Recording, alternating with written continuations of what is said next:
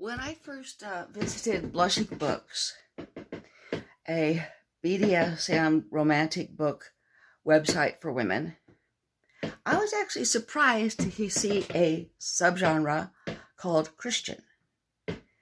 And when I told somebody I wrote Christian erotica, that person said, "Christian erotica? It sounds like a contradiction in terms." But it's not.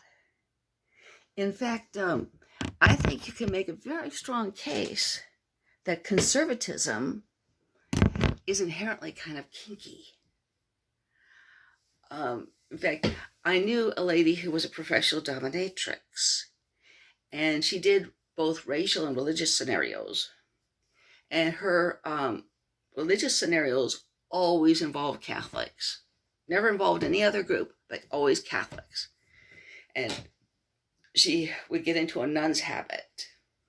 And I think a lot of Catholics have memories of somebody about the nuns being very strict in the parochial schools. And other people might have fantasies about, because of what they heard about what goes on in parochial schools. And, the nun taking out the paddle or the ruler and showing that she means business. Dr. James Dobson, he's a conservative evangelical minister, has a book out called Dare to Discipline. Okay, all these things fit in very well with kink. And so it's not really that shocking that there's a subgenre called Christian domestic discipline in which people take very seriously a Bible verse by St. Paul saying, wives, submit to your husbands.